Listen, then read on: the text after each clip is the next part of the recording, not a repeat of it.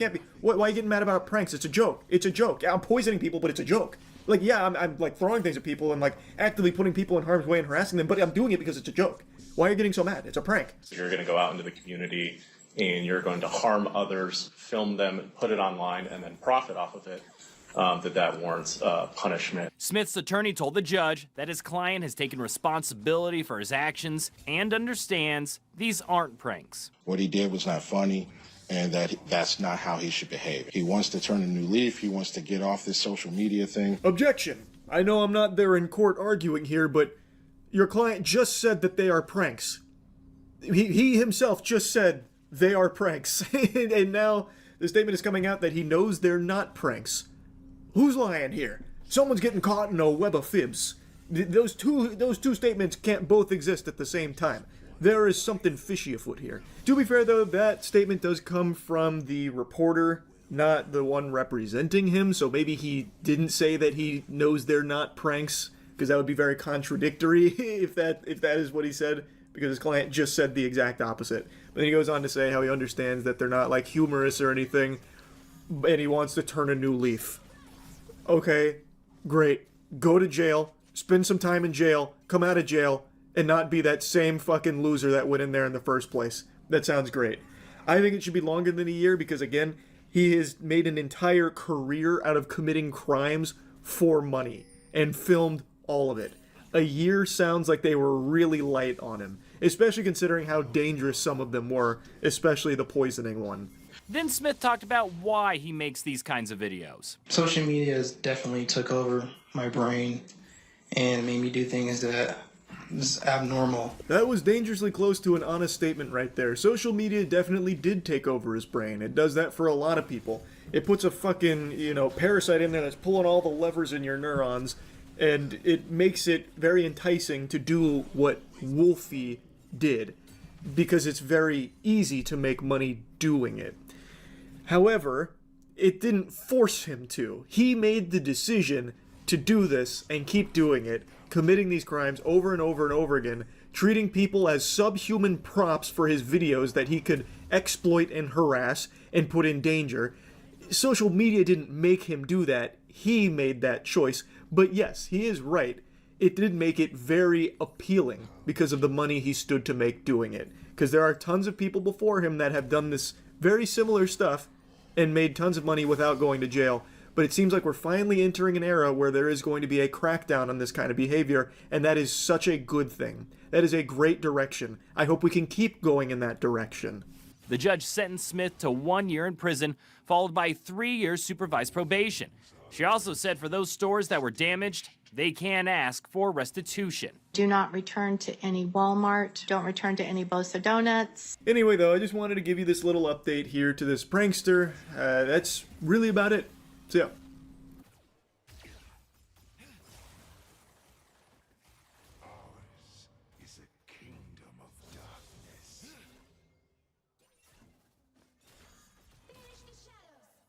An enemy has been slain.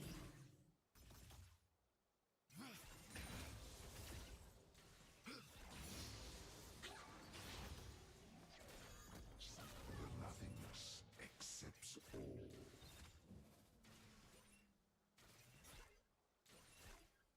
A weirdo had a business where he treated his customers worse than TikTokers treat fast food employees, and a YouTuber named Louis Rossmann called him out for his bad behavior and horrible business practices, and as a result, this business owner, he got very upset, and he pulled up his britches and did what you should never do on the internet landscape.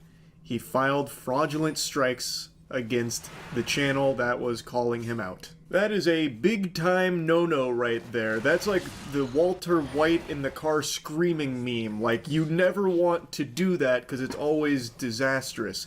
And Rossmann is a big channel. I'm sure a lot of you are familiar with his work. And in poking this bear, it led Louis Rossmann on his own investigation, following trails of breadcrumbs and eventually compiling court documents and credible sources, and he alleges that this business owner is most likely this man with a criminal history, a very serious criminal history. Like, it's not Weenie Hut Jr. at all. It's not like he smoked the devil's lettuce one time, caught with weed. The charges that this individual faced were child sex offenses, and as a result, it has led to him and his business being completely gadooshed. I highly recommend watching Louis Rossman's full video on this. I just want to go over bits and pieces of it because it is fucking nuts. I'm going to be following up on the video that I did on Better Way Electronics the other day. Before we get started on the video, there's two things I have to go into because this gentleman has repeatedly tried to strike my videos down on privacy and defamation claims. Now, this slug creature is doing this to anyone that's even covering this topic right now, where he is filing fraudulent strikes to try and have like the videos blocked or taken down. But YouTube themselves is seeming to step in and put the kibosh on that because it is just complete baloney. It's just absolute malarkey. So it's not going through, but this guy is actively doing the best he can to try and scrub this and censor it. I'm familiar with at least one other channel that's talked about this and has made a video about it that has faced a similar claim against them, trying to have that video removed by this guy. So I'm very certain that he's going to try the same for me here now that I'm also talking about it. The first thing we need to go over when it comes to privacy and doxing, that the messages that I'm going to be showing in this video are messages back and forth between a WhatsApp number and his customers, and this WhatsApp number is public on his business website. If you go to betterwayelectronics.com.au, you'll see that there is a text.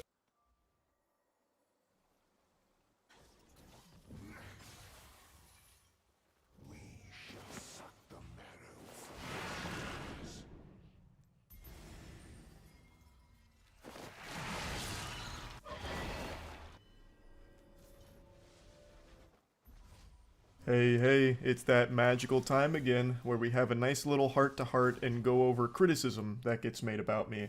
I've said this for a long time, but I think it's extremely important for people to be open to criticism and reading it, learning from it, and just being like a little sponge, taking it all in. I just feel it's an important part of development as a human being. Locking yourself in a bubble, just trapped in an echo chamber, I just think is bad. There's no real benefit to just only seeing meat slobbery other than just your own ego. So I always try and at least see what people who don't like me are saying and like what all the criticism is. It's something I do every couple of years. I make a video on this subject, and I feel like it's crucial to becoming a stronger man, puts some more hair on my chest and chisels out my jawline a bit further.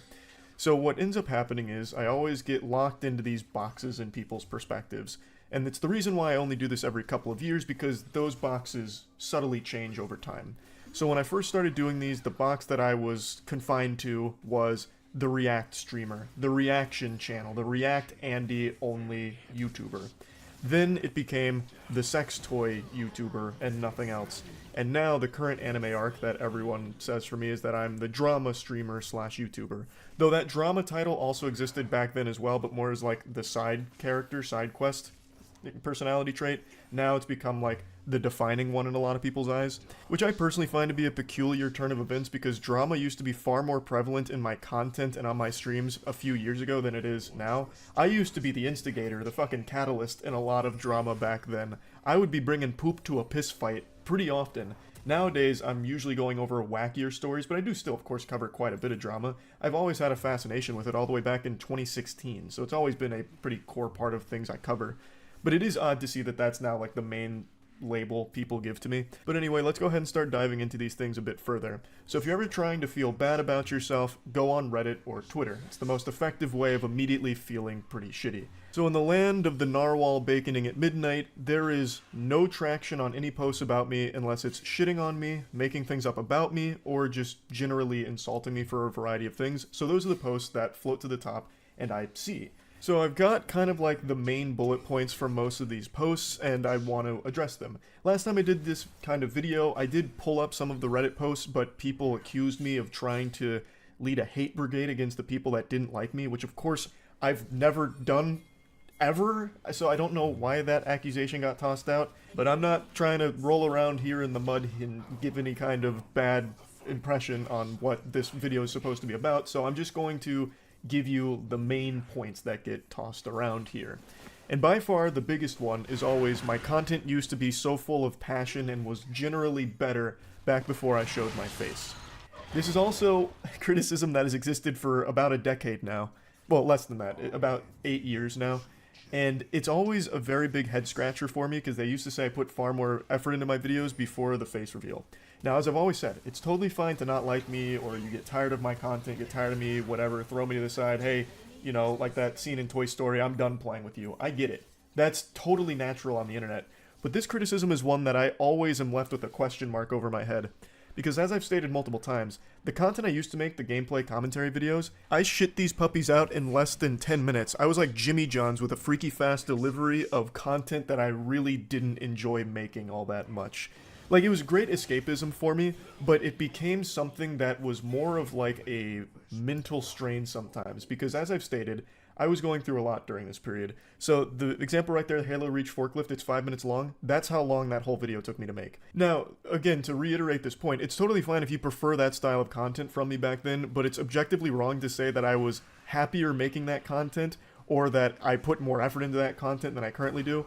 Because nowadays I put significantly more effort into the content I make. Even something as simple as making fun of some alpha male douchebag tutorial looks maxing video or something is much more time that I put into that than any gameplay commentary video I ever made. Again, all of those gameplay commentary videos, the runtime is actually how long I spent on them. So they are factually less effort than anything I've done recently. But again, I didn't enjoy that process either. I've stated multiple times that when I was making these gameplay commentary videos, I had this like mental checklist of things I needed to go through for these videos, so I would just spit out this stuff that I had already kind of knew I was going to say beforehand. So I would always spam the word nipples as much as possible because people liked when I said nipples. I would talk about cum as much as I possibly could fit into the video. And then I'd make sure to interject as many XD random sentences as my little noodle could cook up. So in that Halo Reach video, the quote that everyone really loved was, well, rub my nipples with sandpaper and beat my wiener with nitroglycerin, somehow that bitch got me. And that's just randomness out the wazoo. Like, I'm basically holding up a spork while saying that.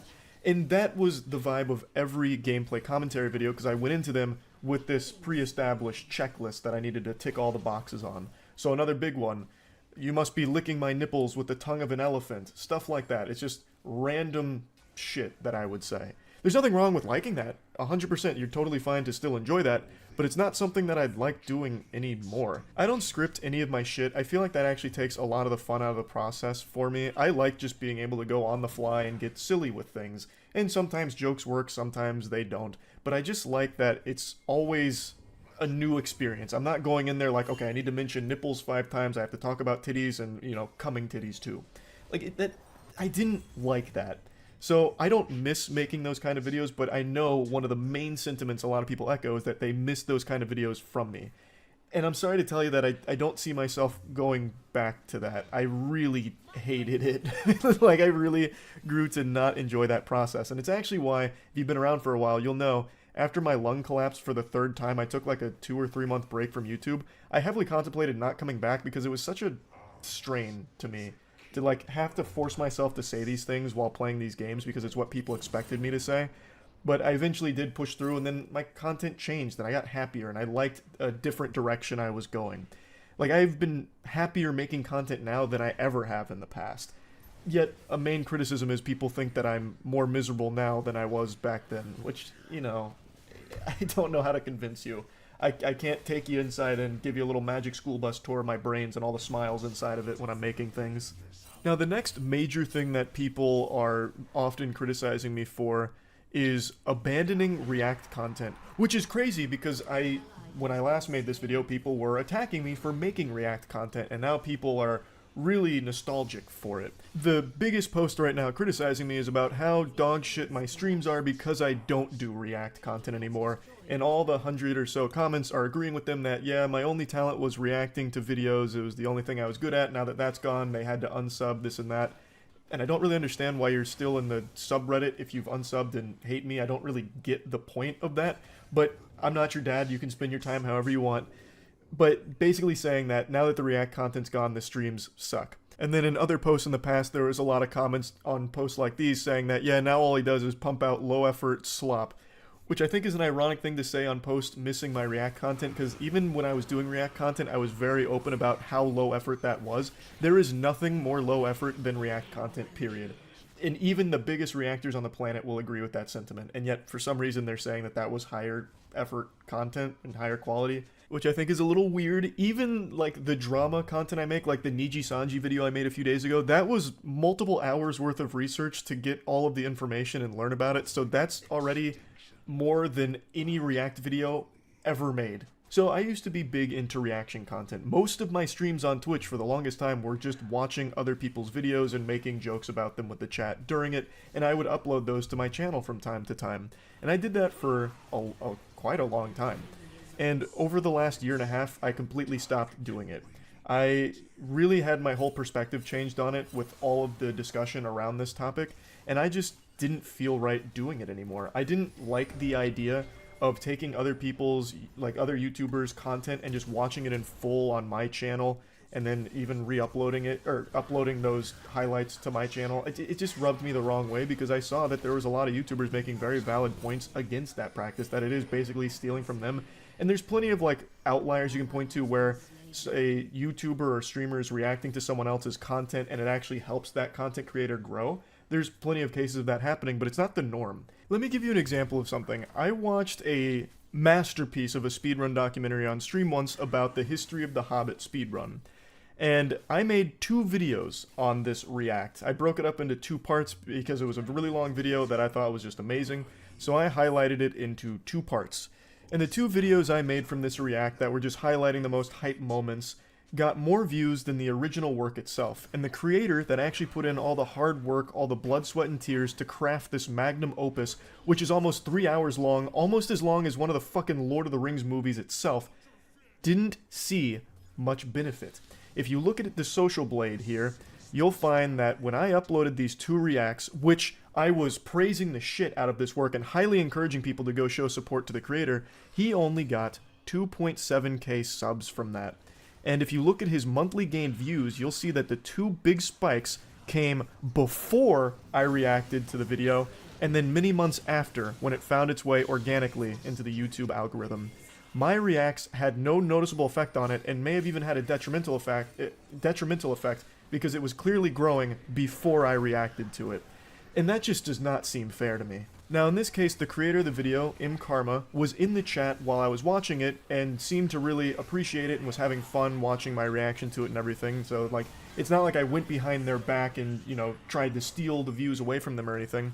But even with permission, it's not like Karma saw a whole lot of upside to my react to it, other than, of course, just spreading word about this game that they love and the speedrun they love.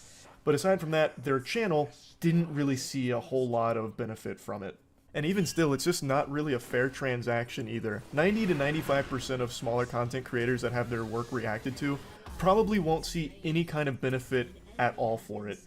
Yes, their work got shared to more people, yippee yahoo, but that isn't always going to translate to success for them, or those eyes aren't going to go to them for the original most of the time because they were fans of the person that was reacting to it, and now they just got the entire video fed to them.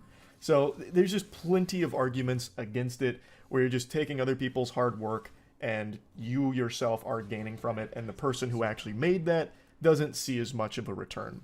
So I stopped doing React content because I never want to have a negative effect on the YouTube ecosystem, period. So I'm not going to be going back to doing that. The only thing I react to now are trailers and news broadcasts, or occasionally if there's like some kind of big story that has a video associated with it, I'll watch pieces of it. But now when I'm talking about a video on stream, like for example something about Chicken's video following the Kick Predator and exposing all of that, I watched it beforehand, so I was knowledgeable on the topic, knowledgeable about the video, and I talked about the video on stream as opposed to just watching it on stream. And I just feel like that's better for discussion as well, because then you already have all of the information and you can have a deeper discussion on everything to begin with. So even though people found that to be great content, it's not content that I was proud of, and it's not content that I'm missing doing by any means. But people are saying that the streams have really had a downward decline in quality because of the absence of reacting. And it sucks to hear that. Like, that doesn't feel good, because I still really enjoy streaming. I don't do it as much now, but when I do it, I have a great time with it. And I really don't think the format of my streams have changed at all. I even went back to like the golden age of Moist Critical streams where I was React Andy, you know, really fucking popping off. And it's still exactly the same format where I'm shooting the shit with chat most of the time, but instead of like watching another YouTuber's video on stream for a couple hours, I go through a variety of different stories that the chat is teaching me about, reading about them, learning about them in real time, or discussing a YouTuber's video that I've already watched in detail and encouraging people to watch the original. Like, it's still the same thing. The only thing that's different is I'm not watching that video and just taking the person's work and putting it on my stuff. So I don't think it's changed that much. Another thing that I saw on a Reddit post today is that someone said I'm just always on my phone while streaming. And that's a criticism that I'm just going to slap down because you are just making some shit up. My streams during 2020 through 2022, when I was still grinding my RuneScape, actually it was like 2019 through 2022, when I was still grinding my old school RuneScape account, fishing for max level, I was actively on my phone in every single stream grinding multiple skills. Let me just show you a clip of what a normal stream would look like. The Lex government laboratory that we have to take it to where they'll analyze it and tell us if it's real or fake. We just haven't had a chance to do it yet. Alright, it's time. Definitely. Holy fuck. Thank you, Nick. Sponsor iDubbbz for his boxing match. That's such a cute idea.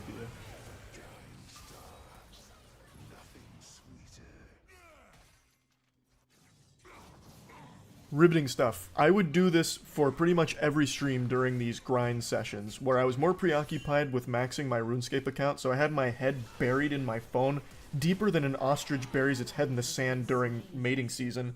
And I would just sit there fucking grinding, and then I'd throw on a YouTube video, I'd still just be like grinding on my phone, I'd miss some things from the video sometimes, so I'd have to rewind it. My head was in my phone so much more during that period than it ever has been since, and I don't know where this criticism came from, because I am barely on my phone now. The only time I go on my phone is if there's an occasional text message that I forgot to respond to, or if someone messaged me about something important. I'm barely on my phone, so I don't know where that critique is coming from. That one is just wrong. I'm going to tell you you're wrong for that one. Now, I feel like I need to keep reiterating this here because maybe I'm starting to sound like combative or something, and that is just not what I'm aiming to do here at all.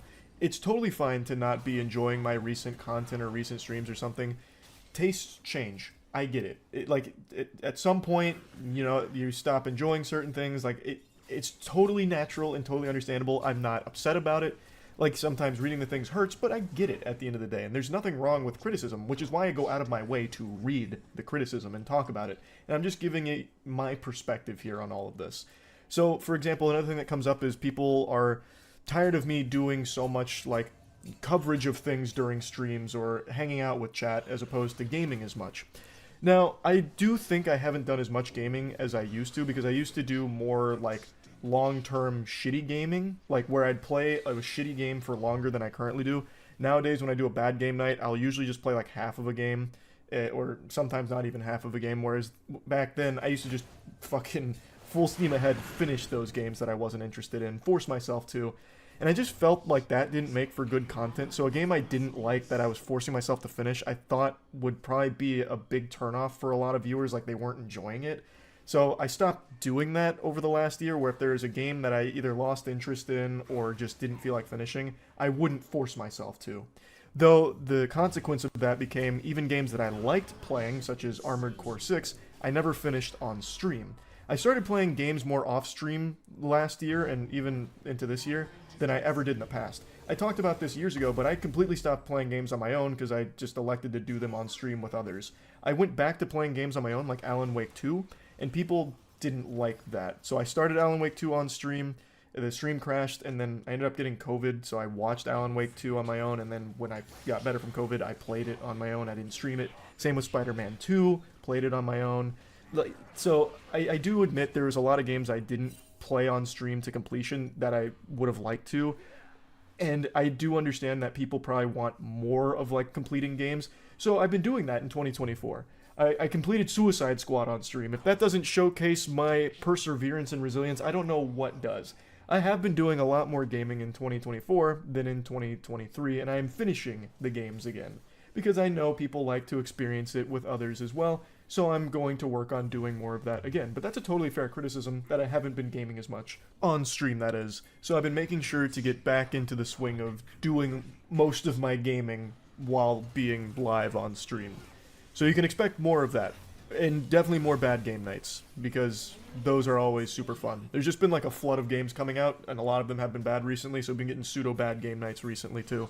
But anyway, I think that is something that I need to actively work on and have been. So now let's go into another criticism I see a lot of. When I'm streaming, I'm always reading the chat, so I'm always talking with people in chat. Unless I'm playing a game, then I'm usually focused on the game and not interacting as much. But for the most part, I'm shooting the shit, so I'm seeing a lot of things.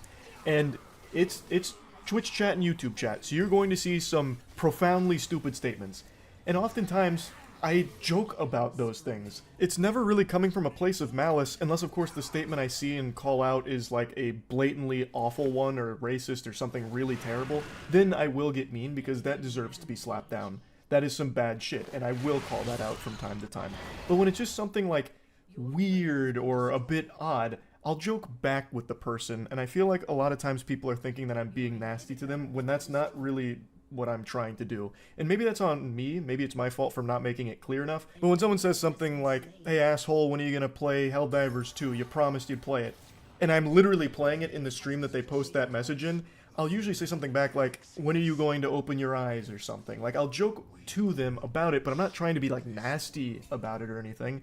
I'm just saying something silly back. Like, it's not trying to make an argument with the person out of it.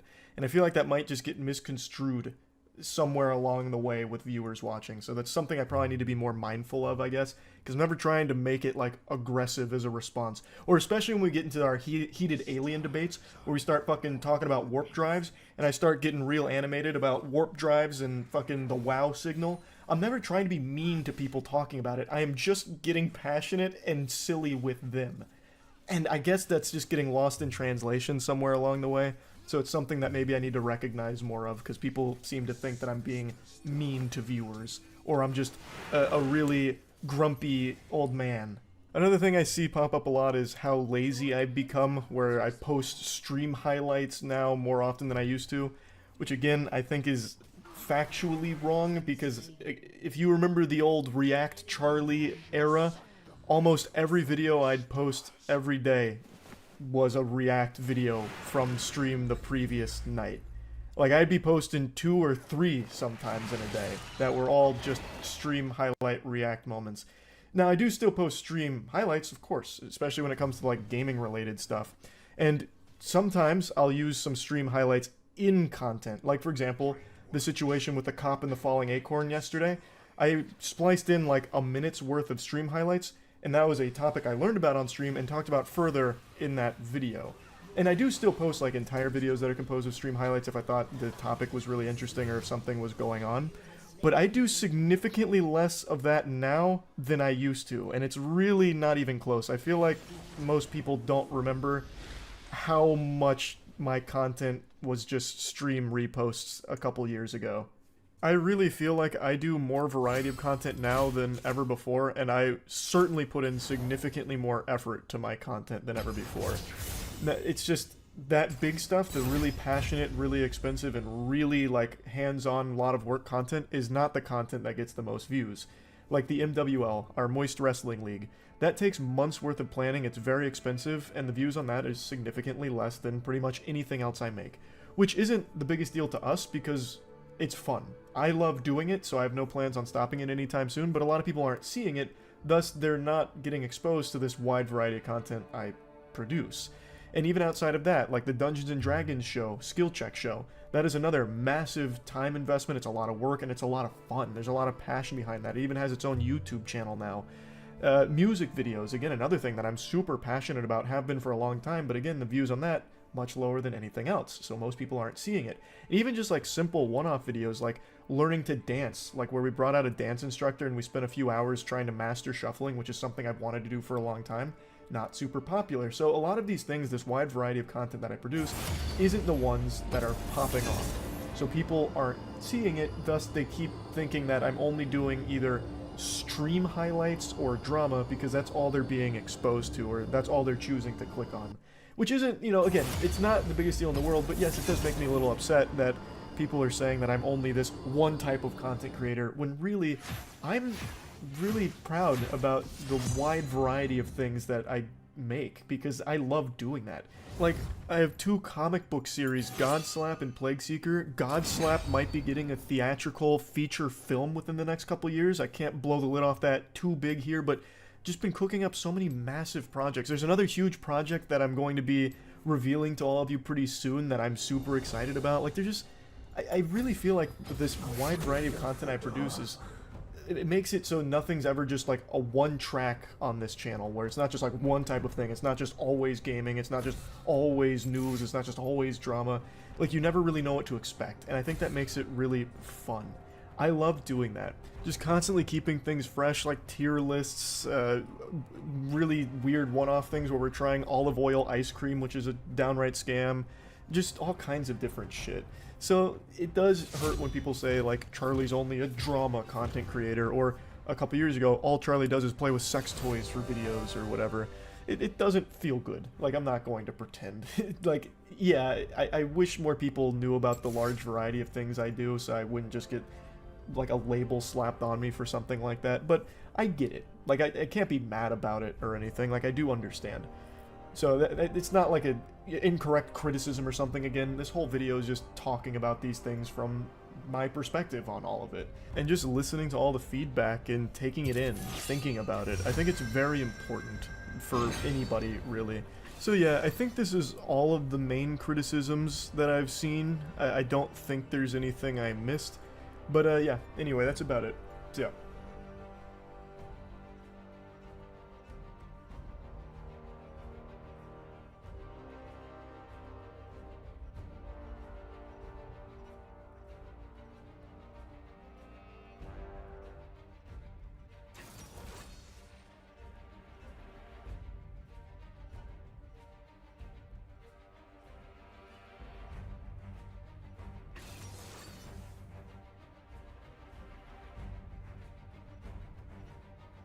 Cryptocurrency has a worse reputation than chlamydia. Rightfully so, because it's almost exclusively used for scams.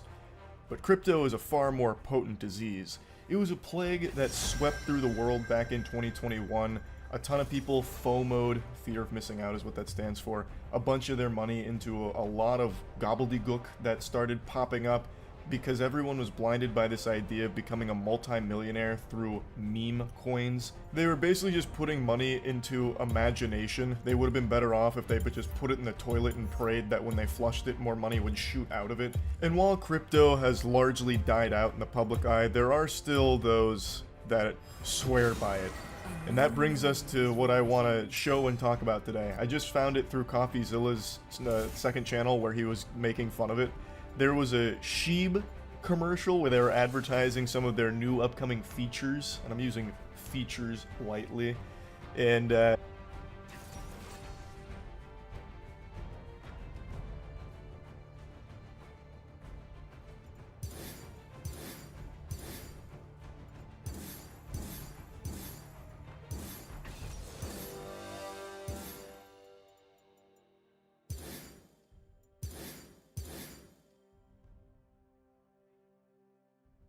what's worse than being a loser? Being cringe. These are two very powerful forces of shame. Loser and cringe. But what would happen if you combine these two elements, put them together? Well, Buster, the product of that fusion dance would be Nico D'Ambrosio, a turbo loser cringe specimen, the likes of which this world hasn't seen in many, many moons. Nico D'Ambrosio is a Chicago man who's currently suing 27 women because they didn't enjoy the dates he took them on, and they dared say that to each other in a Facebook group. A private Facebook group, mind you. And Nico, with steam coming out of his ears, said, "This cannot fly in a civilized society. Every woman should be enamored with me and only have positive things to say. Thus, I'm taking you to court, heathens." That's exactly what he's doing. Man, a Chicago man has taken out a defamation lawsuit against 27 women. One man and multiple social media platforms are finding negative posts. One man and multiple social media platforms after finding negative posts about him on the "Are We Dating the Same Guy" Facebook group. According to YX WXYZ ABC Chicago 31-year-old Nico D'Ambrosio is suing up to 30 women for sharing negative dating reviews on Facebook group Are We Dating the Same Guy? He claims that the negative reviews started in November and these people made false and defamatory statements about him. The lawsuit included screenshots from the Facebook group describing Nico as very clingy, very fast, and claiming that he flaunted money very awkwardly and kept talking about how I don't want to see his bad side. Oh my god, he hit him with the Hulk. You won't like me when I'm angry. D'Ambrosio is not happy about how he is portrayed and is asking for $75,000 in damages. So if you're oh, that's the end of it. How do you calculate damages from a private Facebook group? What damages did he suffer?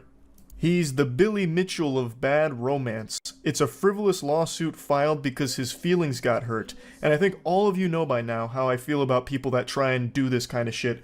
These abhorrent lawsuits made to like bully or scare people into silence. I fucking hate it. And this has to be one of the more pathetic examples of this tactic being used. He's suing these women for $75,000, claiming they defamed him with slanderous, untrue remarks. And it hurt his reputation, which is why he's seeking so much money in return for it. But it's a private Facebook group, you goober. Your lawsuit has done significantly more damage to your reputation and put you in the spotlight. I would have never heard of you. Most people would have never known who you were had you not done this ridiculous lawsuit. You pitiful, whiny little worm. Douchebag. It's ridiculous. So, what happened is, a group of women that had dated Nico or met him, gone on dates with Nico occasionally, all talked about it in a group chat called Are We Dating the Same Guy?, which is a private Facebook community that's supposed to talk about women's experiences with a particular individual and just go over like maybe some of the red flags that they encountered on their date. And it's just them going over their experience. That's it. In a private Facebook group. And with Nico, they were saying things like, hey, he got very clingy very fast, or the date just was unremarkable, or he ghosted me. It was never anything mean or slanderous or anything like that, and it was never even fucking publicly put out there. Nico went out of his way and found it, and got so hurt and offended that he issued this lawsuit. So he now put all of this in the public eye. So now his face is on it like a fucking wanted poster in One Piece with a 75,000 berry bounty on him being a goddamn cringelord. All because some women that went on dates with him didn't really enjoy his company. Mentioning those things that I briefly touched on, but then also saying that he would talk about money pretty quickly and flaunt it or whatever. From everything I've seen, it's just super tame stuff. But even if they were being brutal about it, like, man, Nico is a real cuck. This guy was terrible. Our date sucked. Worst sex of my life. I couldn't imagine a man worse at sex than Nico. They can still say that. You still can't sue them for giving their opinion on how the date went with you or anything like that. That's still completely fine. They're not going out there and defaming you or slandering you. It's a private Facebook group. They weren't going out there making fraudulent claims about you, saying things like, Nico evades his taxes, Nico is an animal abuser. They were just sharing their opinion on you and the date, which they are totally well within their right to do. It's completely legal. The same way it's completely fine for me to say that you are a loser. I can say that. You can't sue me for calling you a loser and insulting you. It's not defamatory. You are a loser. We met organically in Chicago 2.5 months ago. Very clingy, very fast. Okay, that's what we just read. He came to see me yesterday and I explained, I think is what that is. After I blocked his number, he texted me on another one, which is the other text screenshot. Fuck. It's too small to read. Damn it. He alleges the woman initially shared the post under her real name, but deleted and reposted anonymously after his lawyers made contact last month. You're not even allowed to just say it was a bad date. You can't just tell other people you had a bad date. I mean, it's just a fucking Facebook group. I matched with him a month or so ago, but convo never went anywhere. I went out with him a few times just over a year ago. He told me what I wanted to hear until I slept with him, and then he ghosted. I'd steer clear. He's been posted here before. The poster said he sent her a slew of texts calling her names because she didn't want to spend the night with him. I just searched, and this was on November 2nd, so take a look. They got the APB out on this guy. And damages because he's the victim of defamation, doxing, privacy invasion, according to the suit. The defendants broadcast their outrageous, cruel, and malicious lies about the plaintiff with knowledge that the statements were false or with reckless disregard as whether or not they were true. This wrongful conduct is so outrageous in character and so extreme in degree that is beyond all possible bounds of decency and is to be regarded as atrocious and utterly intolerable in a civilized community. Brother, this is like the most lukewarm ratings ever. Like, hey, the combo didn't go anywhere. Hey, he ghosted me after I slept with him. Just maybe avoid him. Like, what the fuck? They're not even being vicious or anything. They're just like, this was my experience. I didn't really like it. And he's like, no! No! My pussy is ruined! There's a tier 1 Kraken. I wonder if he'd sue me. I haven't been on a date with Mr. Nick D'Ambrosio, but I will say, he seems like a very insecure, sensitive little bitch. And a coward. I'd urge any Chicago women to probably steer clear of him as well. I wonder if I can get added to that suit. Bro wants to prove in court that he's not cringe. It's too bad, I already know better. You have been firmly judged as cringe. No chance of parole. That was a $50,000 statement. Low-key just advertising his Riz. Yeah, his lawsuit Riz. Pretty cool. I want you to read this statement again. Their wrongful conduct is so outrageous in character and so extreme in degree that it is beyond all possible bounds of decency and is to be regarded as atrocious and utterly intolerable in a civilized community, the lawsuit said. It's like they're referring to some kind of hate crime that they all just witnessed or were exposed to.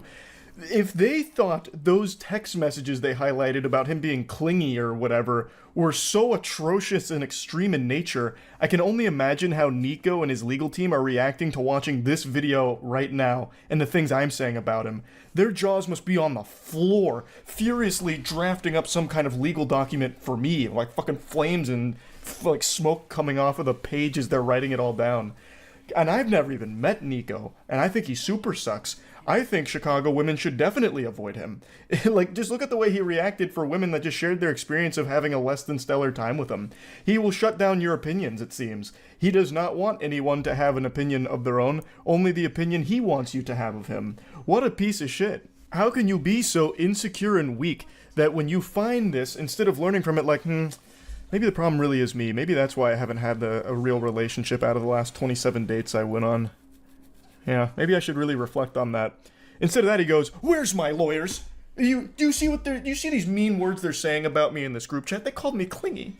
Me? They called me clingy. Come on, we gotta sue them. 75 grand, maybe, at least? Like, that's probably how much my tears are worth." I also can't help but appreciate the delusion from the rest of it, too. Saying things like, thousands of men have been potentially defamed by members of the group via these online publications and remain entirely unaware of the attacks on their character as a result of the social media group's private status and heavily moderated members list, the suit says. Can you just wrap your head around the ridiculousness of that statement? They are openly saying that it is private and heavily moderated, and that the individuals that are being talked about there are most likely entirely unaware. Because this is basically just a tight-knit community discussing their experience privately with each other. It's no different than a break room conversation with coworkers talking. You can't sue someone for a conversation they had privately with others about you. You are going after people for their opinion of you. They are not defaming you or anything like that. And since it's not public, they're not even bringing awareness to you being a weirdo. They are just talking privately with each other about like, hey, listen, this guy was kind of shitty. I didn't really enjoy it. Like, that's it.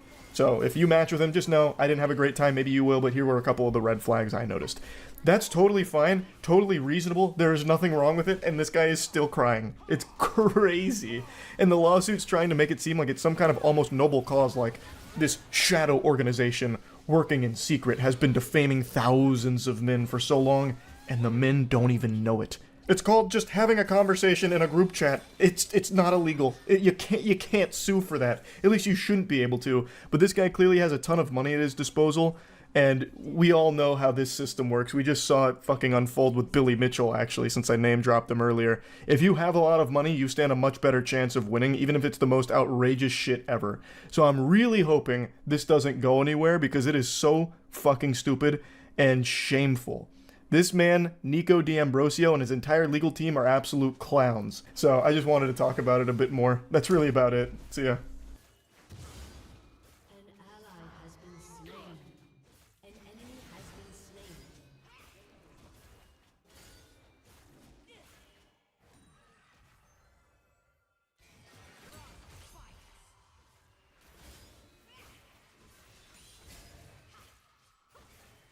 Good morning, and welcome back to Wacky Weirdo Hour. Boy howdy, do we have an action-packed lineup for you today. Get out your cup of coffee, enjoy your cereal, it's about to be a bit of a ride. Sometimes I'm asked, why do I do this to myself? Why do I dabble in the swamp of cringe? What's the purpose? What's there to gain from staring into the abyss and letting the abyss stare back into you? And the thing is, I unironically feel there's real value here in some lessons to be learned from the lunacy. Let's say there's people out there that haven't really experienced a lot socially in life, suckling mother's bosom, and has never really branched out from the nest to get their own wings and become the social butterfly that they are destined to be. Sometimes people might not recognize that the behavior they're exhibiting is not good and is bad, not productive, is not going to lead anywhere. So by going over some of these absolutely atrocious, downright painful exchanges in the dating scene or like romantic interest, I feel like it can serve as a scared straight kind of moment, like, behold, don't be this guy. And you're like, oh, I don't want to be that guy. What the fuck? He sucks. Okay. All right. I get it now. I know what not to do. Or maybe I'm just reading way too deep into all this. I'm not a fucking hero. I'm not a psychologist. I'm just a guy here laughing at some goofy situations. Anyway, the story for today is one I got tagged in a lot last night when I was at a Lightning game. So I actually watched it unfold in real time and had a sneaking suspicion that by morning this would no longer exist. The poster would probably remove it because things went out of control. That shit went cattywampus. And I was right. The posts were deleted, but I saved them. I made sure to. I said, dag nabbit, you're not keeping this from me. You think you can hide cringe, brush it under the rug, and I won't find it? Nope, I'm lifting that rug up with a big old smile on my face. I'll say, thank you so much for this, yum yum yum, scrumptious. So I got the Library of Alexandria of Cringe, and let's just go ahead and explore. I had to censor so many handles that were tagged in this initial tweet here. It was like a fucking CIA document with all the redactions. But anyway, I've got it in working order. I don't want anyone harassed here, including the original poster or anything, obviously, but I do want to go over this. So they made a call-out post out of nowhere. I don't want to be too rude, but I genuinely can't understand how this goofball, and then he tags the guy, got a beautiful girl like, and then he tags the girl. He says the dorkiest shit, yet has a massive following. I just can't wrap my head around how any girl would go for that. I really commend his efforts not to be rude. I think he did a great job of tiptoeing around it and being polite while also getting to the point. Extraordinary manners, clearly. Excuse me, everybody, not to be rude, but fuck this guy. He's got a girl and I don't, and he's a dork and I'm a Chad. What's going on here, guys? What an injustice. He's not ugly, but Sabrina is objectively hot, where he's average at best. He spends all his time on Twitter, unlike someone who has a full-time job and a ton of money he could use to provide for a stunning woman like herself. Nah, screw not trying to be rude. He's a loser, to be honest. Oh, he was doing such a good job of not being rude too, and then the wheels just fall off. It goes tits up. He really goes off the rails. I like how he's like analyzing this now as if he's a researcher studying the phenomenon. He's average at best, but Sabrina is on like a totally different plane. Like this something's not adding up here. There's something foul afoot. And then he had the gall to criticize that guy for being on Twitter all the time. Meanwhile, Goober is on Twitter all the time making whiny posts like this, just having a temper tantrum, tears in the eyes, shaking his fist. Why is she not with me? I want her. He doesn't deserve it. I deserve it. And then here comes the stone cold stunner right on his soul. So the girl that he was talking about and loosely tagging in his tantrum catches wind of it and drops the DMs that he continues to send her.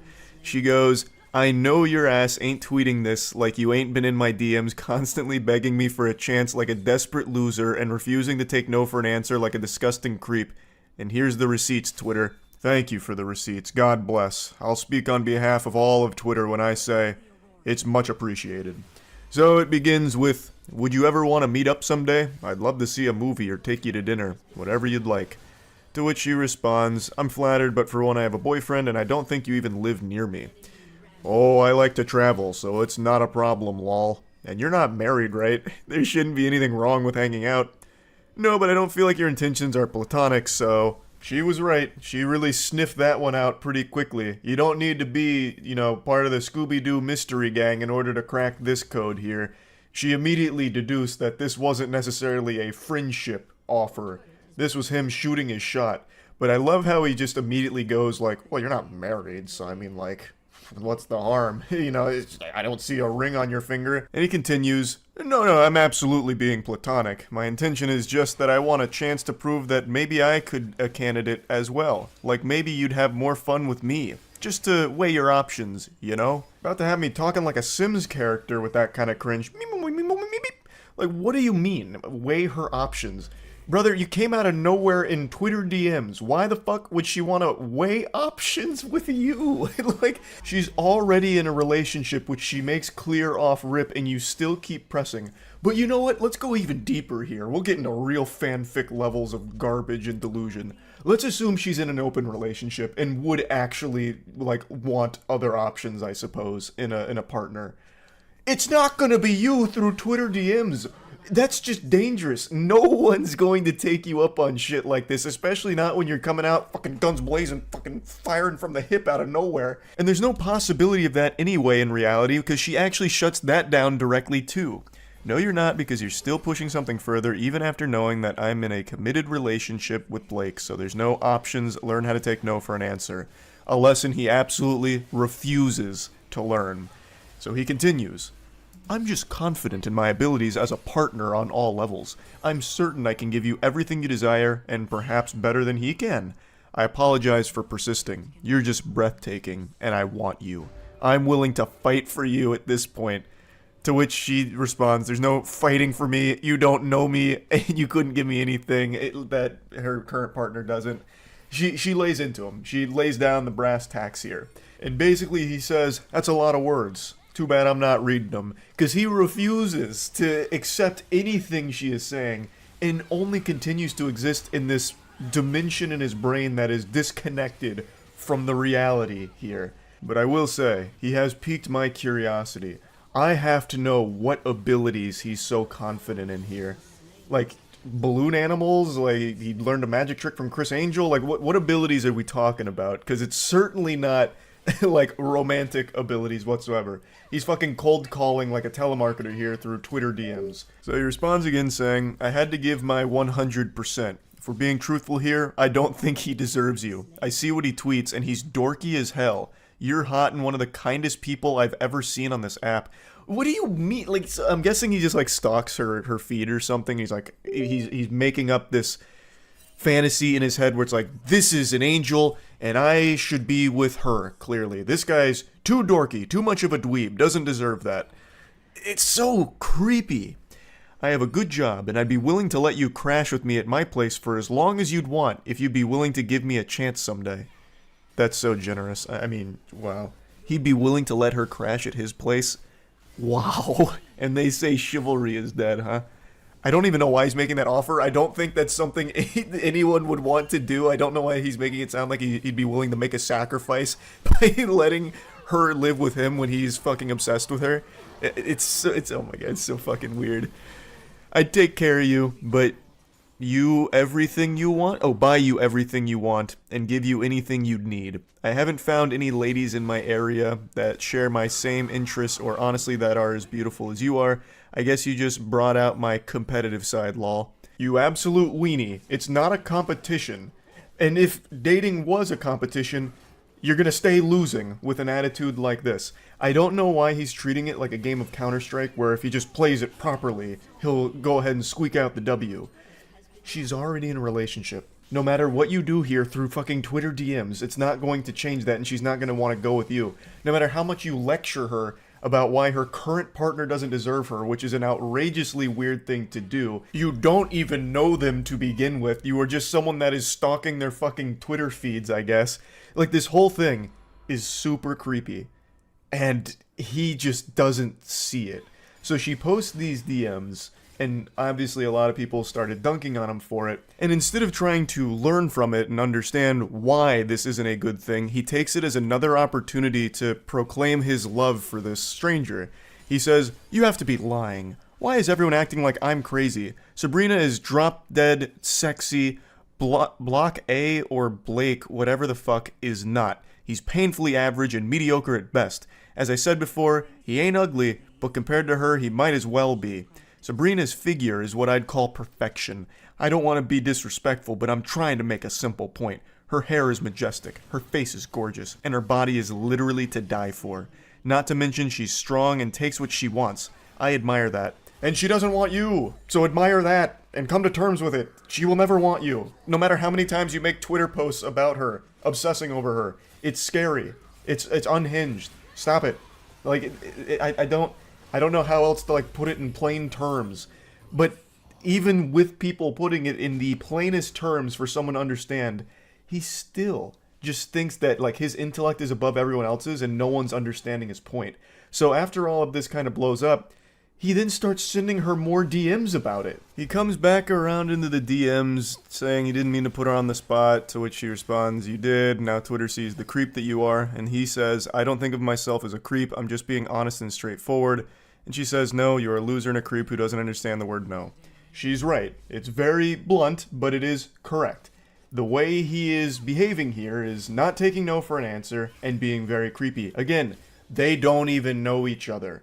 And he has become this obsessive over this whole situation. Like, even so much as saying, like, he doesn't deserve you, it's me, this and that. And he doesn't recognize why that's creepy. And I know that's not exclusive to just him. It's very important to have self-awareness and self-reflection where you can separate yourself from a situation, take a step back, and see how things look. He needs to be able to have that ability. That's an ability he should be confident in, so he can recognize that the way he has conducted himself here is creepy. You are a creep in this exchange, and you need to grow from it to not be like this going forward. And he just keeps going. "I thought you'd appreciate my persistence. I thought wrong. You turned the app against me. I didn't get any engagement before that tweet. People really lined up to defend that dude. I didn't think he was that liked, to be honest with you." It has nothing to do with the individual in this case. It just all has to do with you being creepy and people wanting to let you know that what you're doing is not okay.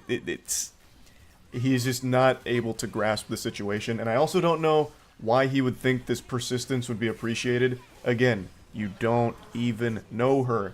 And being extremely persistent and annoying about shit is something nobody likes. Not even in a romantic partner, but in general, even as a friend. If you're just gonna keep, like, poking and pestering and, like, constantly prodding, no one's going to like that. She then explains to him again how what he's done is something nobody will appreciate, and he just ignores it and says, "Nobody on this app understands what my point even was that I was trying to make." What point? You're not making a point. You just keep saying how much you like her and find her boyfriend to be dorky and unworthy of her.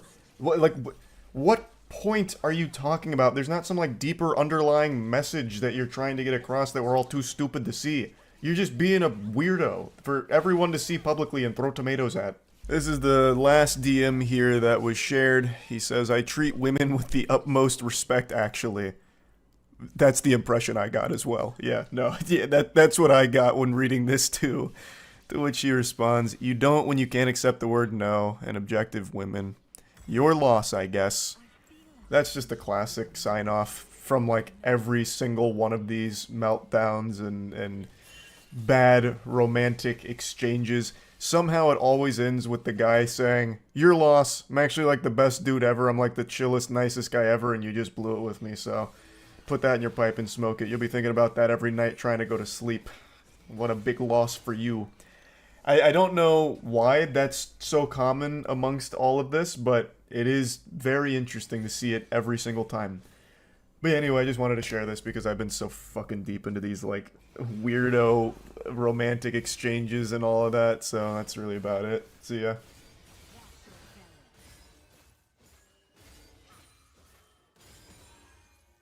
This Polaris always leaves the party early.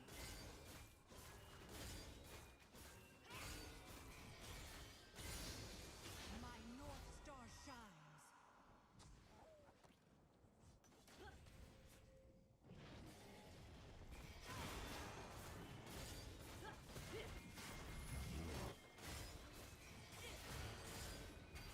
An ally has been Do you remember Ko, the face stealer from Avatar: The Last Airbender? That creature that had a ton of different faces that it stole from its victims? Well, what if that thing was a Redditor? Do I have you piddling in your britches yet from this scary campfire story? I should, because it's real. I know Reddit and creeps go together like macaroni and cheese, but this particular specimen is special. He's like an SCP of pure delusion, cringe, and obsession. A dangerous mix, a recipe for disaster. And over the course of like 2 or so years, he's made a bunch of different accounts in order to message one lady in particular. And I'm sure this isn't the only person he's been messaging through all of these accounts. I imagine all of the other people are probably just too afraid to show anything or talk about anything in regards to this guy, because they're probably fearing for their lives. They're probably worried that he's going to show up at their doorstep and turn them into furniture like Ed Gein, because this guy is a fucking freak. I haven't gone over weirdo messages in a while, so I thought it was time to dust off the swamp ass throne here to take a peek. The messages we're about to look at are the newest. They're only a couple of days old, and they come years after she thought she had already defeated this menace. But I guess there was a post-credit scene with like a hand reaching from the grave, and now he's back. And he's found her on Instagram, and he's starting to harass her there. Now, Buddy starts by activating his Sharingan of Riz. He's alting. He says, "Hey, can I slide her? We spoke on Reddit for a while." What an incredible opening line. This is no doubt a pickup artist. This guy fucks. Naturally, she asks, "Who is this?" Because there's no profile picture here. I imagine the account name is some kind of like throwaway nonsense that looks like an Xbox Live arcade code. And he says, "I don't know how to describe it. It was also some time ago, but you have a great profile, ha ha ha, and amazing highlights. You seem very outgoing." Weaving a bit of mystery in there. This guy's good. "You know me, but I'm not going to tell you who I am. I actually don't know how to describe it, actually. Who am I?" An existential question. If you subscribe to Solipsism, I mean, we don't need to get into the weeds of it, but you have such an amazing profile, m'lady. And I'm just the gentle sir for you. She presses him saying, "What do you mean you don't know how to describe it?" Because that just doesn't compute. What do you mean you can't describe who you are if we spoke before? You come in here out of the blue unprompted saying that you know me, and then you can't describe that? What the fuck is wrong with you? What insane asylum did you squeak out of by accident? I mean, like, I can't remember anything besides how you look like, and I don't have our chats anymore. Only this right now. I don't even know your name. You even shot with guns.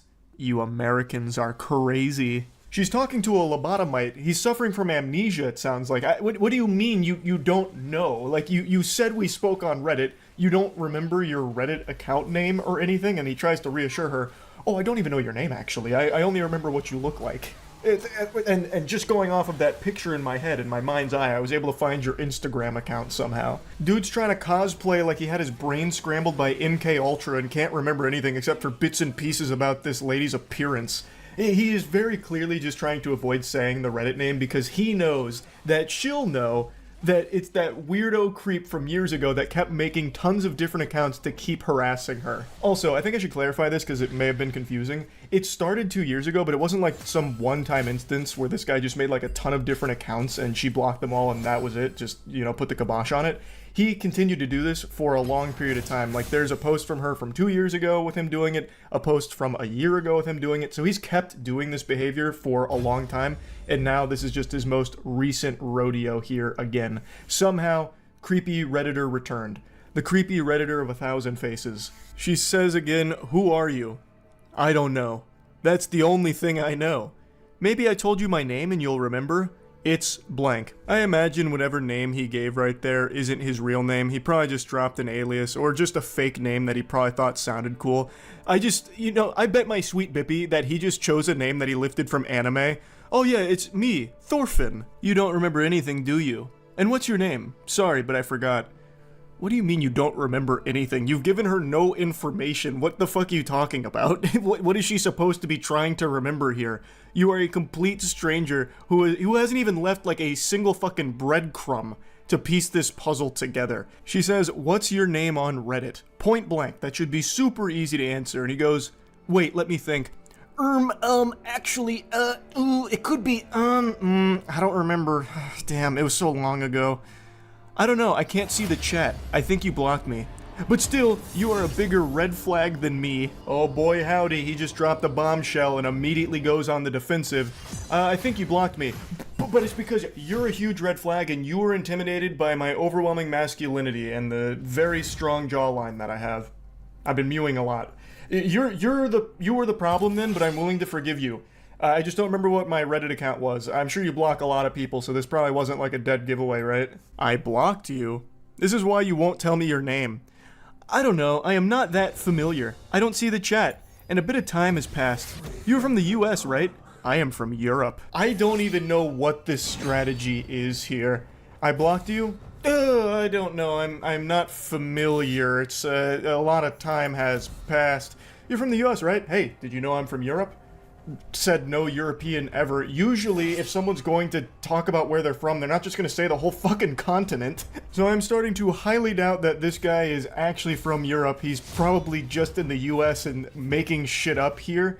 I don't really get what he's even trying to accomplish. It's just so weird. Like, it's not even like flirting or anything. It doesn't do anything. It's actual just like it's like NPC dialogue in a video game that you'd hear in the background that's malfunctioning. Like, it doesn't work. It's not even like statements he's making, it's just disjointed thoughts that he's shitting out. But this was enough to let the cat out of the bag. She says, "You're the one who was DMing me from different accounts." Yeah, and I would have got away with it too if it wasn't for you meddling Redditors. So smart, but I can't see the chats anymore. Hopefully you are not creeped out or something, I am sorry. But you have an insane memory, especially if you have to read so much lol. And she just goes, "Yeah, you're fucking creepy, goodbye." And he says, "No!" He probably saw that goodbye text message come through and he literally reached at his computer going, "No!" Like some kind of dramatic death scene in a movie. But now let's take a look at how we got to this point. Let's go to some previous seasons with encounters of this kaiju of cringe. We'll go all the way back to the beginning, 2 years ago. These are the first of the sacred texts, and it actually does look like they were at least exchanging DMs before this conversation happened, before he went full mask off and showed just how weird he was. So he goes, yeah, no worries. You just have to pick the right one, haha. Did someone send you a tribute?" And she says, "What do you mean?" Now, if you've been around the cyberspace for as long as I have, you immediately know what he's talking about. He's talking about a cum tribute. That's something that only the most deplorable of degenerates engage in, where they come on someone's picture, or they even do it to figurines too, where they put them in a jar and then come on it, or sometimes they don't even use the jar. They go no props, they just do it raw. And that is what he is talking to her about here. This guy is so brain rotted that in the middle of like what seems to be some kind of conversation between these two, he starts talking about cum tributing to her. Like a cum tribute to your selfies. Just talking about it so casually, like this is a normal thing that normal, sane people do. What are you talking about? I don't know, I could expect it from Redditors. I love that he tries to talk down on Redditors. He is literally like the quintessential Redditor that people make fun of. I'm so confused. What are you talking about? Like coming to your selfie and sending it to you. Or was that too much? Why would you even say that? Boredom, I guess? That's dangerous. I don't know. I finished studying and I am waiting until I meet friends of mine. He is trying so hard not to seem like a fucking loser, so at the end he's like, oh, I don't know, like something Redditors would do. I'm not like one of them. I'm just kind of bored, you know. I was studying and now I'm waiting for my friends to come over. I got like 50 friends coming over because they wanted to hang out and like smoke cigarettes with me and shit, because like that's kind of what we do. And then maybe I'll end up having a threesome tonight, but I kind of just want to talk to you about all this splooge news, you know what I mean? But yeah, I'm just kind of hanging out is all. Now apparently she blocked him after that. I can't imagine why. And he was just as perplexed as I am. His confusion was so strong that he made a new account to message her again and try and get to the bottom of this mystery. Come on. And then I think he says her name there. Like, I am not doing anything, just being high. Like, come on, you can't get mad at him just for being high and talking about cum tributes. Like, what the fuck? Like, come on, I have a soul. Are you serious? You text me from a new account? You're the creepiest person I've met on here. Seriously. It's getting weird, yeah, but I enjoyed talking to you. Please stop. Send a selfie. I will also send one. No, fuck you. No! I don't know. I think we could have a good chat. Dropping his signature classic no right before being blocked.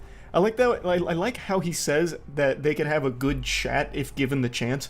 But it seemed like they were chatting, and then things just went off the rails, completely unhinged, with him bringing up busting a load like tributes to her. I don't know what he expected. I don't know why he thinks that's something that's normal. And he also just in the middle of this asks for a selfie and then tries to bargain by saying, I'll give you one. Like, you know, if you show me yours, I'll show you mine. Come on, this is a great deal. Show me a selfie and I'll give you one. I know you really want one. Come on. Like it's some kind of gift. It's not like she's asking for a selfie. Nobody wants that. And there's no doubt in my mind he was just going to send some random person's picture.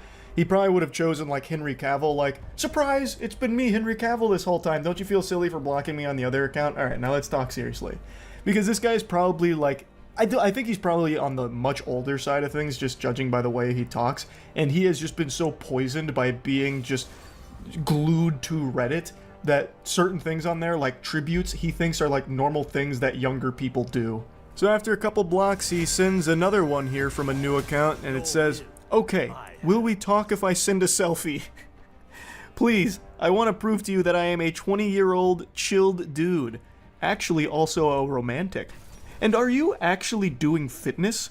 Answer this and I will send you a selfie. Nobody fucking wants a selfie. It's not a reward, it's a punishment. It's a goddamn curse, and he keeps saying it. Like, look, if you just answer these questions like, are you into fitness?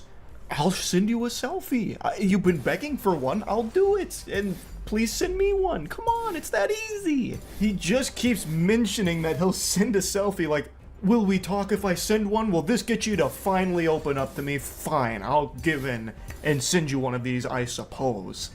Fuck, man, it's so weird. This dude's made a ton of accounts just to keep doing this to this person. And again, I imagine many other.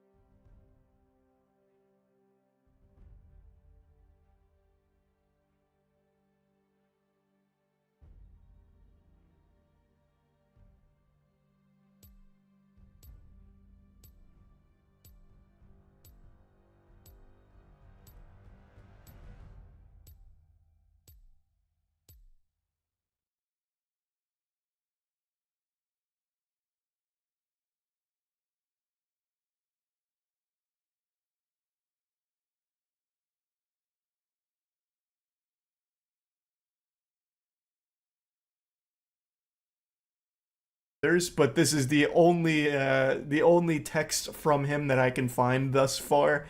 It's so creepy. I always just find it fascinating how someone like him can exist. You can read these. Like, he's seeing the same messages we are, but to him, it's fine, and she's in the wrong. He even calls her a big red flag. It's fucked up. But yeah, I wanted to talk about this a little bit. Been a while since we checked out some classic creepy messages, and that's about it. See ya.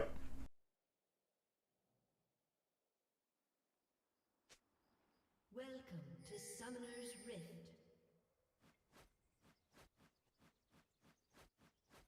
Hey there, it's been a little while since I showed you text messages from an unhinged weirdo. I thought we were long overdue, so let's just dive right into it, huh? A little bit of context before we begin our adventure. This is a co-worker who's about to make like an ice cream cone in the Florida weather and melt down over absolutely nothing. Also, there's a Discord message that came through at the same time they screenshotted this from someone named Bastard. I don't know the whole story around that. I guess they're being contacted by Austin Powers or something, but it's not pertinent to the journey we're about to go on. So the co-worker says, "You get home okay? I just got home myself." To which they reply, "Leaving the bar now." "Well, I'm home and awake if you want to come by, lol." Drops his address. "If you want." I love that he uses this emoji. Usually it's like a winky from these awful pickup attempts, but he decided to be a little innovative there with one of these. I'm half surprised he didn't just send a dick pic or something at that point, like, hey, you're just leaving the bar, right? Do you want to come over, lol? No big deal if not, I'm just putting lotion on my meat and then sending photo evidence of it. Shockingly, he doesn't get a response, so he has to spend the night kissing his pillow and going to bed sad, but he comes around the following afternoon saying, sorry, those last few texts were meant for a buddy at the bar that I didn't want to drive too far home if he was too drunk, and then when I called him it went to you by mistake. But yes, hope you got home okay as well. It's very important I mention this guy is 40 years old, and he is texting like an actual child. That tactic right there, I am sure everyone watching this has experienced at one point in their life, where you send a message to someone and you're like immediately embarrassed, so then you come up with a response like, oh sorry, that wasn't me that sent that message, that was a buddy of mine, he just hacked into my phone and sent you that by mistake. I would never say that I liked you. Or that's gross, that's yucky. Wasn't me. I wasn't trying to invite you over to my house or anything. That was meant for a friend of mine who was super drunk, and I was just trying to save his life is all. Like, I'm actually a hero. I'm a super good guy. That message was truly a crazy mistake. Things then get super weird because he comes back the following day and says, yes, my friend, ... It's a shame, ... That's so cringe. It's like a Reddit mod cosplaying as some kind of Saturday morning cartoon villain doing this with their hands. Yes, my friend, it's a shame. Ah, Sonic the Hedgehog, you've come to my lair. What a shame you didn't see through my plan. It's so odd and embarrassing reading that.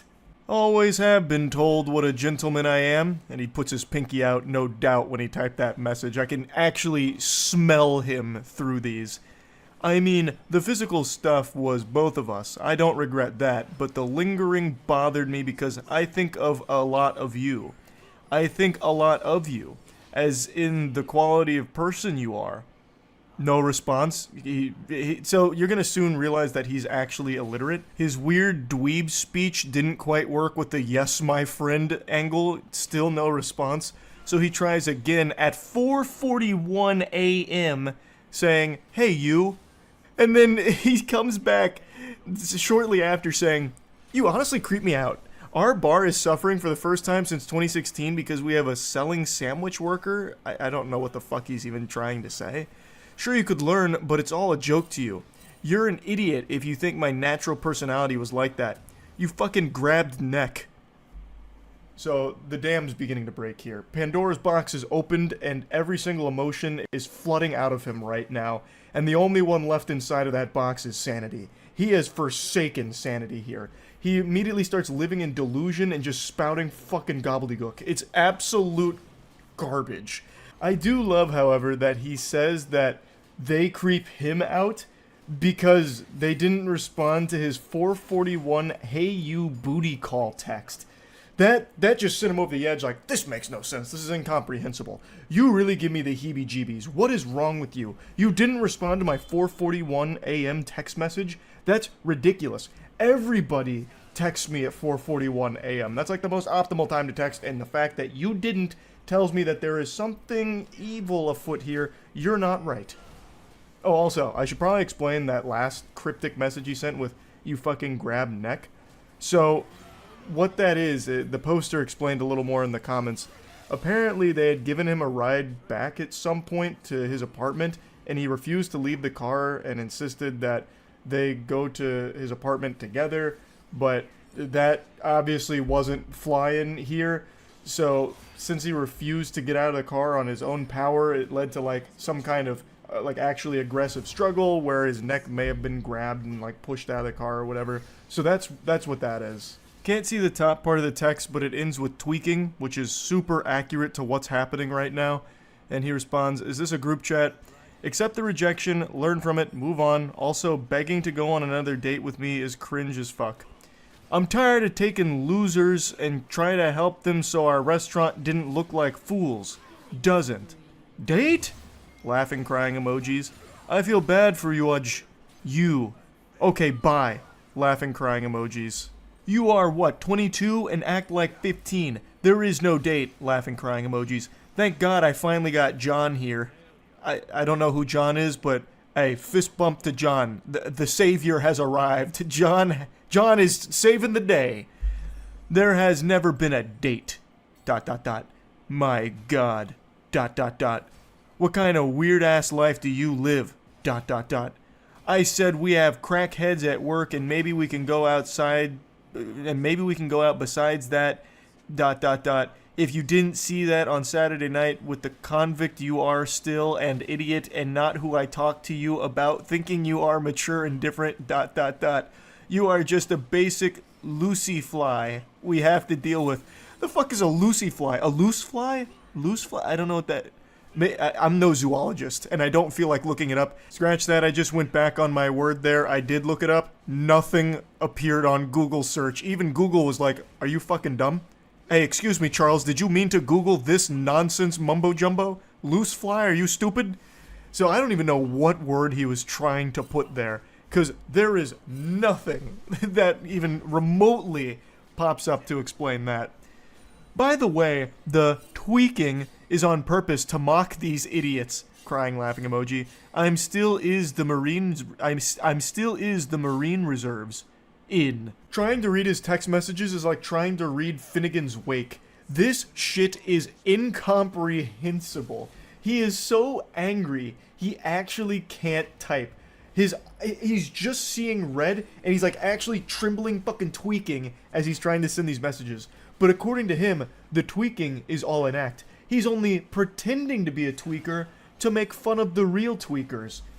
We couldn't possibly begin to understand his galaxy brain scheme. He's 5 levels ahead of the rest of us simpletons. Damn, imagine being 40 and still illiterate and pathetic. Take care. Illiterate? Let me out it this way. I'm assuming he meant let me put it this way, but he immediately blew it. So after following up illiterate allegations, he proves them true right away. You've accused me of being illiterate? Well, check this out. Dot dot dot. How illiterate is that for you? Question mark. Crying, laughing emoji. You cannot be this dumb. I am mocking the way you talk.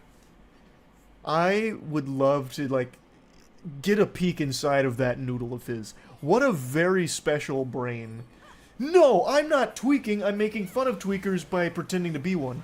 No, I'm not illiterate. I'm making fun of you. I'm making fun of the way you talk with my illiteracy. What don't you understand? You're so stupid, you can't even see that. Haha, I feel bad for you. Haha. I am 40. Served my country and stepfather well. Brother, I don't... What? You served your stepfather well. Where is that even coming from? Who asked? What ghost are you engaged with right now in this conversation? Like, what the fuck? I'm 40 years old and I served my stepfather so goddamn well. Why didn't he love me, huh? Why? You are a punk ass that thinks this is a joke. He know you have no bartending experience. I love the... Like, this has to be on purpose. He know you have no. Instead of just using N-O, it's K-N-O-W. No. This is so interesting. It's like a game of Mad Libs. It's so weird. He takes a shot on losers and hopes they do well. We have had some that turned their life around and helped us. Then we have the new age shit like ... Fill in the blank.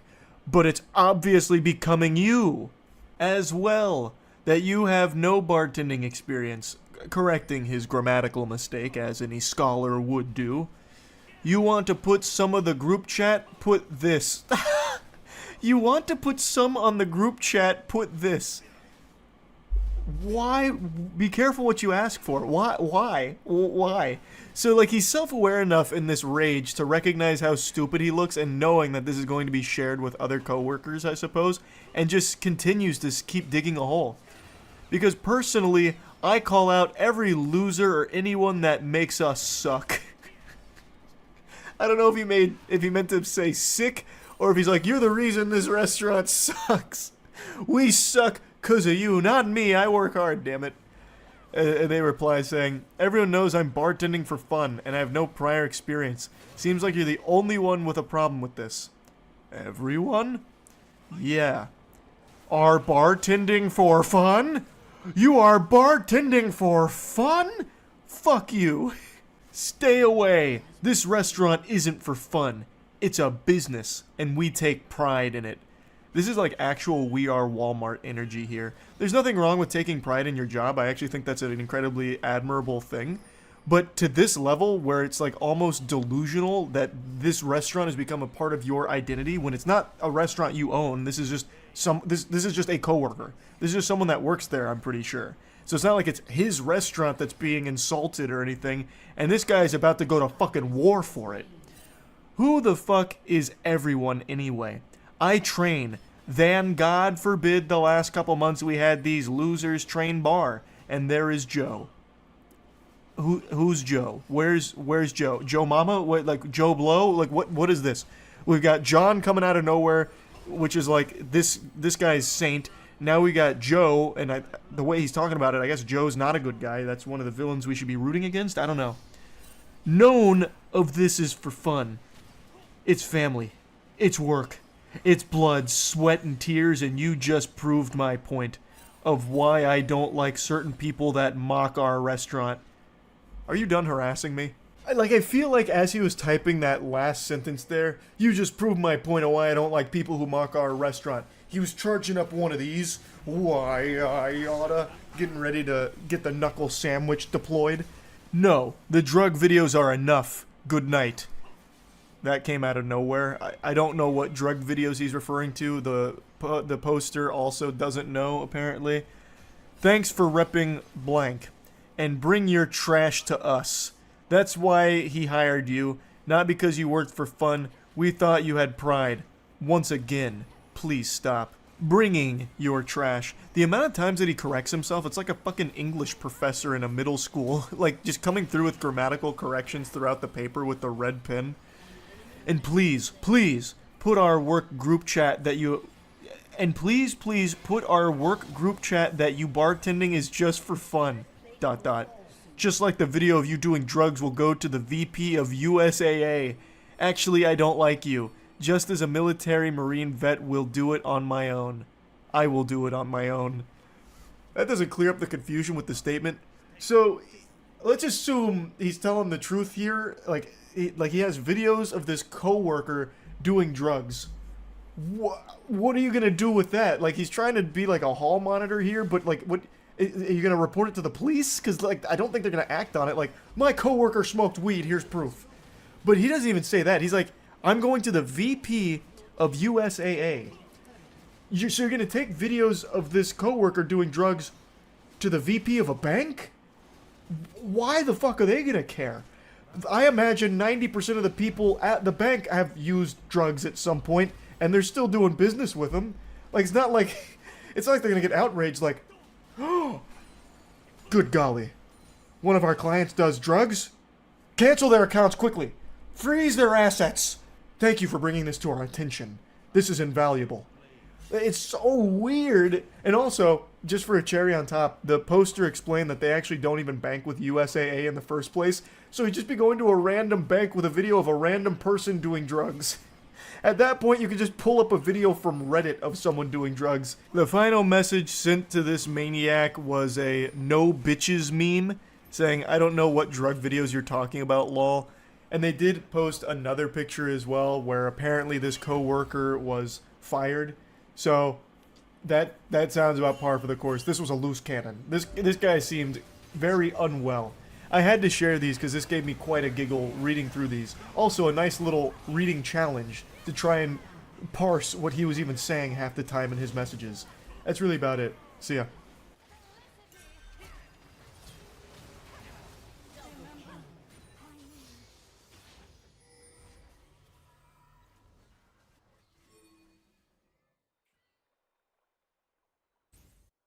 Only I can endure the dragon's fury.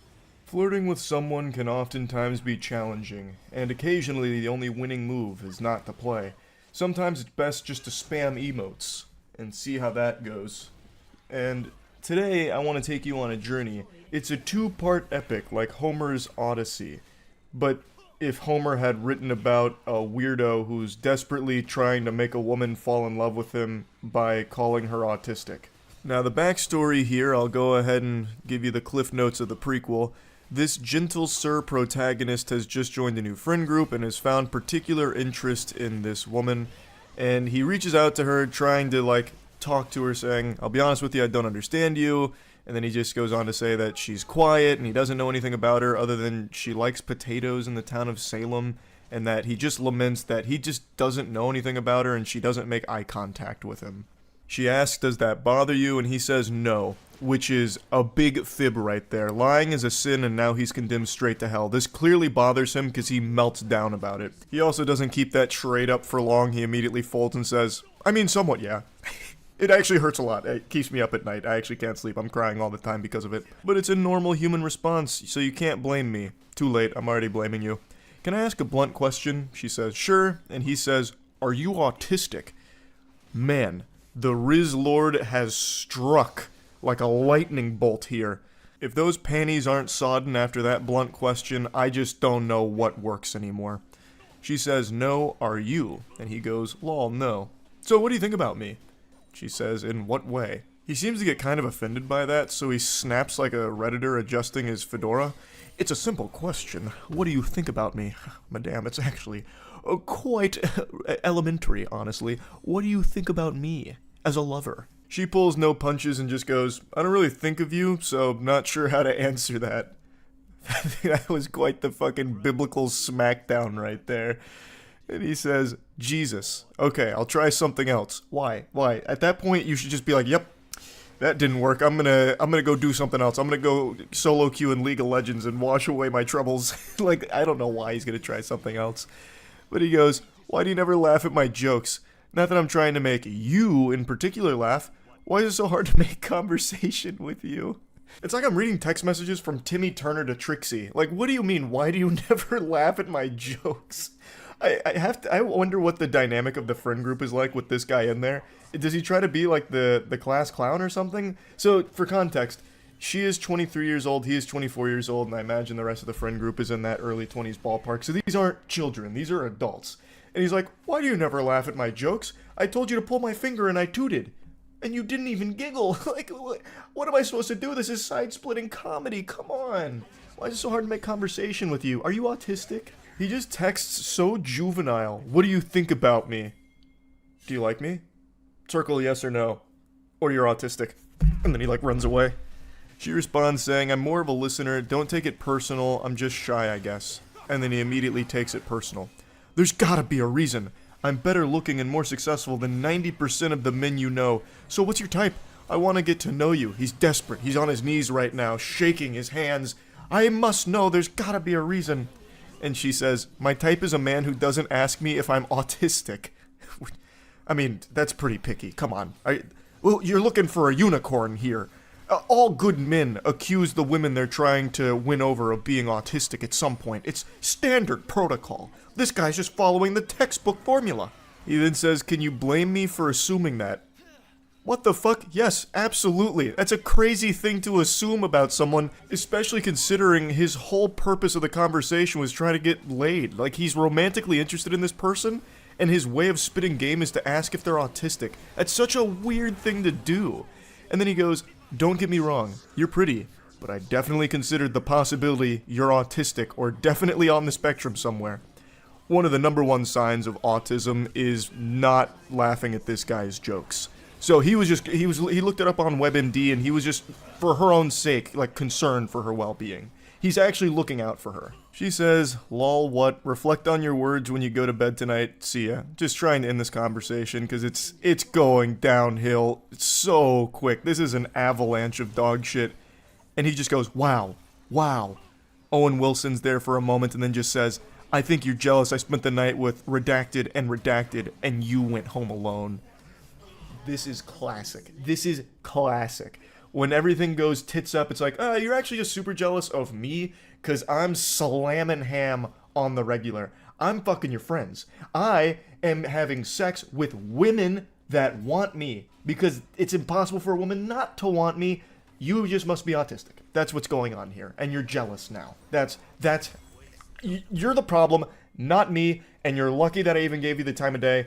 Your loss. He then clears the air here, making sure that it doesn't trouble her mind that Casanova is spoken for, and he also doesn't want any rumors to spread in the friend group, so he clarifies, don't worry, nothing happened, we just watched Netflix in bed. No need to be jealous. And then drop this emoji.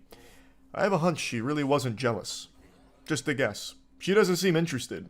And I think you have ensured that she will never be interested by trying to, like, diagnose her with autism through text message flirting. Now, the next day, she made a follow-up post because he had an even bigger, like, psychotic break here.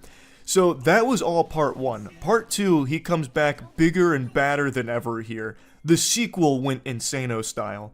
So he texts her saying, "What's your problem? Is this some sort of trauma response?" Crying, laughing emoji, which I don't think there was any laughing, just crying behind the phone on this one. "I just don't get it," blank, using her name. "I've known you since March 12th, and for whatever God knows what reason, you decide to treat me like complete shit. You hug Redacted and Redacted, but not me. You share a couch with Redacted, but when I join, you get up and leave. Do you think I'm fucking stupid? Or blind? Or what? The fuck did I ever do to you? I'm pissed off because you're clueless and extremely oblivious to the point you don't appreciate a good thing when it's directly in your face." What the hell is even that, brother? A good thing when it's directly in your face? The only thing that's directly in her face is your accusations that she might be autistic. Like, what are you talking about? You're LARPing as her, like, doctor, and nothing else. Even just setting aside the baffling autism accusations, there's no even semblance of romance behind his texts. They're just aggressive. Like, and nothing beyond that. They're just weird. So I don't know why he's thinking that he's doing such a good job with the game that she should be enamored with him. But then he just goes, "I just, period, don't, period, get, period, it, period." Goes full-blown rock bottom. "I just don't get it. Help me understand her name." He keeps repeating her name. So he just keeps saying it over and over again. Just saying her name in these texts. And she just says, "Lol, what?" She says, "Are you fighting yourself right now? Am I involved in this argument?" Man, she is just absolutely slapping this guy. It's so good. Yeah, I mean, this guy's just fighting his inner demons here. This man's battling ghosts in the paranormal dimension. He says, "This is all about you," her name. "Stop acting so obtuse. You may not be autistic, but you sure act like you're into trains or some shit." I don't know what is going on in his fucking frontal lobe here. It just gets worse and worse. She says, "LMAO, why do you keep saying my name? Trains are cool. Is there some unresolved childhood trauma I need to know about? Because what the fuck is your problem? I can help you out if that's the case, but you have to let me take the first step and stop being so guarded all the damn time. It's impossible to get through to you." Why would you be asking about these things? If there's some childhood trauma, I need to know about it. Also, let's just go ahead and assume she's like, "You know what, there is some childhood trauma," and then she, like, spills her guts to him. This would be, like, the worst person to confide anything in. This is a guy who's already having a conniption because she doesn't laugh at his jokes and doesn't make eye contact enough with him. Like, I highly doubt he would be a good confidant for anything heavy. This guy would immediately be like, "Oh, well, childhood trauma, that's another symptom of autism. It's ridiculous. You're lucky you have me around, honestly." Says her name again, which is so creepy. He just keeps throwing her name into every message he sends as if it's some kind of, like, dramatic moment in a television series. "Please, I know you hear it all the time, but you're very pretty. I like you when you're not acting like an autistic, frigid bitch. Respectfully." Hey, that silver tongue's coming out in full effect right now. He's becoming irresistible. March 12th, and I haven't proven myself enough to you yet. Real quick, March 12th is not that long. It's not like you've fucking known her your whole life or anything. Like, what are you expecting to do in this span of time to make her fall in love with you? What do you mean you haven't proven yourself enough to her yet? What are you trying to do, like backflips and shit?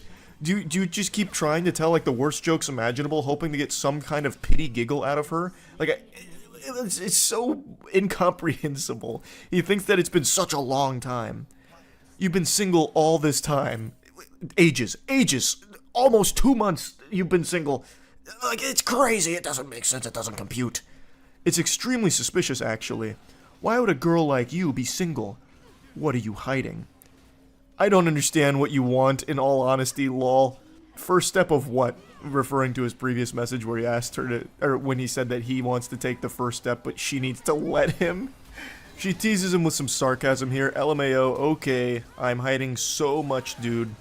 First step of our potential. He's already envisioned 5 different universes where you two are madly in love. And the potential is, it's incalculable. I can make your life 10 times better than it is now. I'm so sure of that, I'd give that to you in writing, which is legally binding through text messages. You're beautiful, her name again. And I'm what you want in a guy, correct? Incorrect. Where did he even get that assumption from? I'm exactly what you want in a guy, right? The one who just keeps accusing you of being autistic?